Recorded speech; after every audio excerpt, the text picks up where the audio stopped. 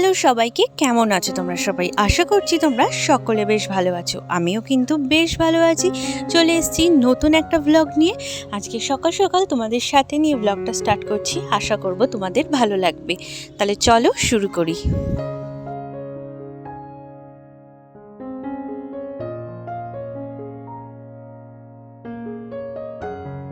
সকালবেলায় তাড়াহুড়ো করে এক গাদা রান্না নিয়ে বসে পড়েছি, কারণ রান্নার অনেক ঝামেলা আছে।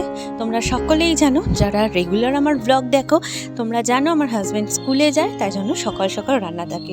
আজকে করবে মাইচোরের তরকারি আর মাছের ঝাল। এই দুর্দান্ত দুটো রেসিপি আজকে তোমাদের সাথে শেয়ার করব। আমি ব্লগের সাথে সাথে তোমাদের ছোট ছোট কিছু রেসিপিও শেয়ার করি। আজকে তার মধ্যে দুটো শেয়ার করব। তোমরা প্রথমেই দেখলে যে এঁচোড় মাছ কেটে তারপরে একটু সেদ্ধ করে নিল, মানে একটু ভাপ দিয়ে নিল। এতে এঁচোড়টা সেদ্ধ হয় আর খেতেও ভালো লাগে। আর তারপরে এঁচোড়ের আলুটাকে ভালো করে একটু ভেজে নেবে, ভালো করে ভেজে নিয়ে তুলে নেবে। তারপরে এর মশলাটা কষাবে, কারণ নতুন আলু একটু ভেজে ভালো করে না নিলে কিন্তু সিদ্ধ হতে চায় না, শক্ত হয়ে থাকে, তার জন্য। আর আলু ভাজা হয়ে গেছে মোটামুটি। এইবারে বসিয়ে দেবে হচ্ছে এঁচোড়ের তরকারি। আমার হাজবেন্ড এঁচোড় নিয়ে এসেছিল, আর এটা কিন্তু মানে অফ সিজনের এঁচোড়, তাই মানে এঁচোড়টাও কচিও ছিল, খেতেও ভীষণ স্বাদ হয়েছিল। তোমরা দেখলে জিরে ফোড়ন দিয়ে মা এদিকে পেঁয়াজ দিয়ে দিল। তো পেঁয়াজটা ভালো করে ভেজে নিয়ে এতে কিন্তু দেবে 4 কোয়া মতো রসুন, আর অল্প করে আদা, আর হচ্ছে কিছুটা পেঁয়াজ ওর মধ্যে দিয়ে পেস্ট করে দিয়ে দিল। এরপর দিল হলুদ, তার সাথে এতে দেবে শুকনো লঙ্কার গুঁড়ো আর জিরের গুঁড়ো। তো শুকনো লঙ্কার গুঁড়ো যা ছিল কিন্তু মা দিয়ে দিল, এটা কিন্তু ঝাল লঙ্কার গুঁড়ো, আর তার সাথে দেবে মা জিরের গুঁড়ো। তো দেখা যাক, এবার ভালো করে মশলাটাকে কষিয়ে নিতে হবে। কষিয়ে নিয়ে তারপরে আর মিক্সি দেখো যা ছিল মশলাটা কাচিয়ে কুচিয়ে জল টল দিয়ে একবারে মা দিয়ে দিল। এবারে বেশ ভালো করে কিন্তু মশলাটাকে কষিয়ে নিতে হবে।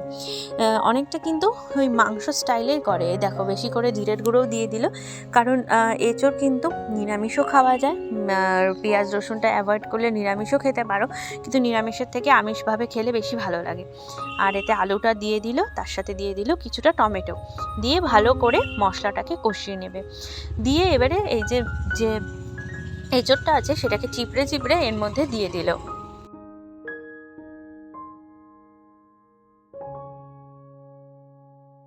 এবারে কিন্তু এঁচোড়টাকে ভালো করে মশলাটার সাথে কষিয়ে নেবে। কষিয়ে নিয়ে কিন্তু এতে পরিমাণ মতো জল দিয়ে দেবে। তো ভালো করে আগে এঁচোড়টা কষিয়ে নিই, তারপর কিন্তু মা এতে দেবে জল। আর টমেটোরও সিদ্ধর ব্যাপার আছে, টমেটোটা দিয়েছে তার জন্য এখনও কিন্তু অনেকখানি কষাতে হবে। তো ভালো করে কষে এলে পরিমাণ মতো জল দিয়ে নেবে। আর এঁচোড়ের তরকারি একটু মাখা মাখা খেতেই ভালো লাগে। আর মাও এখানে খুব একটা বেশি জল দিল না, এইটুকু জল দিল, এইটুকু তো এঁচোড় আর আলুটা সিদ্ধ হতেই লেগে যাবে। তো চলো, এঁচোড়ের তরকারি কিন্তু বেশ খানিকটা হয়ে এসেছে। এবার ঢাকা দিয়ে ভালো করে ফুটিয়ে নেওয়ার পালা। এই দেখো ঢাকা দিয়ে ভালো করে ফুটিয়ে নিয়েছি। এতে কিন্তু তোমরা ঘি গরম মশলা দিয়েও খেতে পারো, কিন্তু মা এখানে খালি শাহি গরম মশলাই দিয়েছিল, আর কিন্তু কিছু দেয়নি। যখন মশলাটা কষাচ্ছিল তখনই কিন্তু মা শাহি গরম মশলা দিয়ে দিয়েছিল, আর ঘি কিন্তু দেয়নি, কারণ ঘি আমাদের বাড়ির সবাই খুব একটা পছন্দ করে না। তোমরা যারা ঘি পছন্দ করো একটু ঘি দিয়ে নামিয়ে নিলে কিন্তু খেতে ভালো হয়।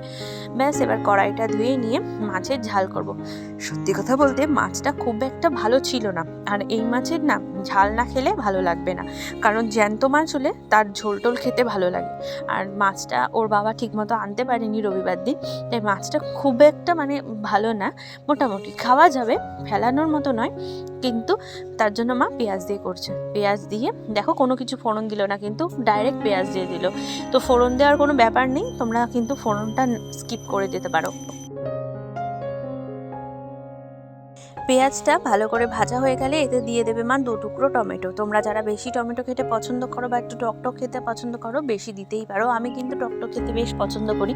আমি রান্না করলে হয়তো একটা গোটা টমেটোই দিয়ে দিতাম, কিন্তু মা রান্না করছে, মারা খুব একটা টমেটো খেতে ভালোবাসে না, দু কয় দিল আর কি। এবারে একটু পরিমাণ মতো নুন, পরিমাণ মতো হলুদ দিয়ে দেবে, দিয়ে ভালো করে নাড়াচাড়া দিয়ে নেবে। এবারে শুকনো লঙ্কা আর আদা বেটে নিয়েছিল মা, আর এখানে কিন্তু একদমই রসুন দেওয়া যাবে না, কারণ এই রেসিপিটায় রসুন কিন্তু চলে না। তো ভালো করে এবারে এই মশলাটাকে কষিয়ে নিতে হবে। আর দেখো মা এখানে কিন্তু কোনো জিরে টিরেও দেয়নি। তো ভালো করে মশলাটাকে আগে ভালো করে কষিয়ে নিতে হবে। এইবারে আমি একটু মানে মাছ ভাজার তেল ছিল সেটা দিয়ে দিলাম। তো সেটা দিয়ে দেওয়াতে দেখছি কালারটা একদমই সুন্দর, মানে খুব সুন্দর, দেখেছো কি সুন্দর লাল হয়ে এসছে কালারটা, দেখতে খুব ভালো লাগছে মশলাটার রঙটা। তো ভালো করে কষিয়ে নিতে হবে, ভালো করে কষিয়ে নিতে হবে, বারবার বলি আমি ভালো করে কষিয়ে নিতে হবে। তো এটা আমার ভালো সুন্দর একটা ডায়লগ হয়ে গেছে বলতে পারো। তো কষিয়ে নেওয়া হয়ে গেছে, এবারে কিন্তু মা দিয়ে দেবে মাছটা। তো মাছটা দিয়ে দিল, দেখতে পাচ্ছ মাছটাকেও কিন্তু আমি বেশ ভালো করেই ভেজে নিয়েছি একটু কড়া করে। এবার অল্প পরিমাণে জল দিয়ে জাস্ট মাছটা যাতে মশলাটার সাথে মিশিয়ে যায় এবং মাছটা যাতে মশলাটাকে মানে শোক করে নেয় সেটুকুনি কিন্তু জল দিতেই হবে। তো জলটা দিয়ে এবারে মাছটা ভালো করে ঢেকে দেব, ভালো করে ফুটুক, মাছটাও নরম হয়ে আসবে।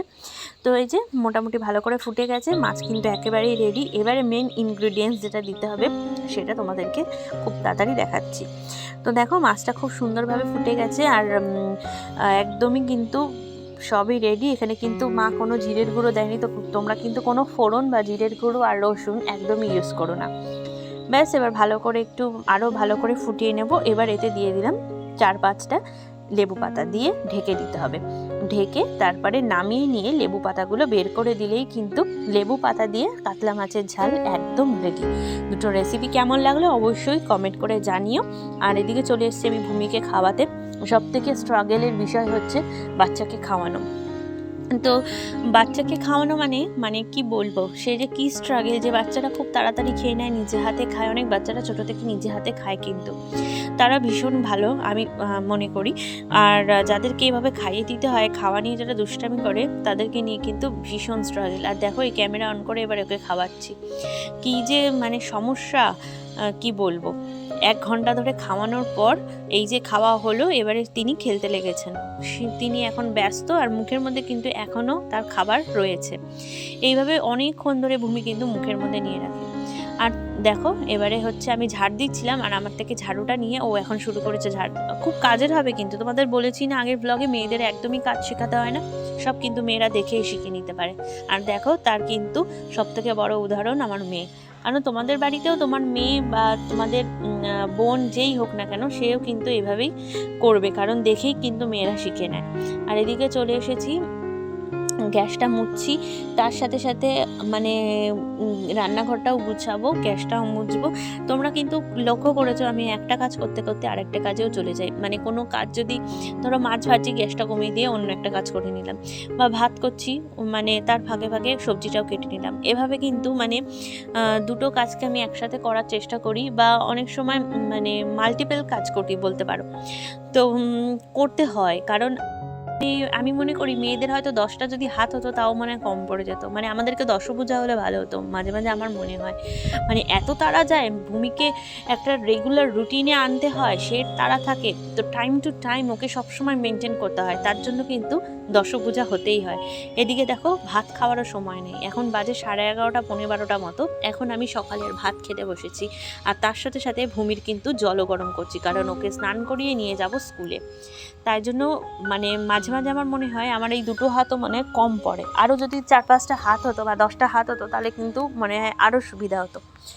তো কি করব, আমাদের মেয়েদের করতে হয়। বাচ্চাকে একটা রুটিনে আনতে হলে, নিজের লাইফস্টাইলকে একটা রুটিনে আনতে হলে আমাদেরকে এভাবে দশভুজা হয়ে উঠতে হয় অনেক সময়।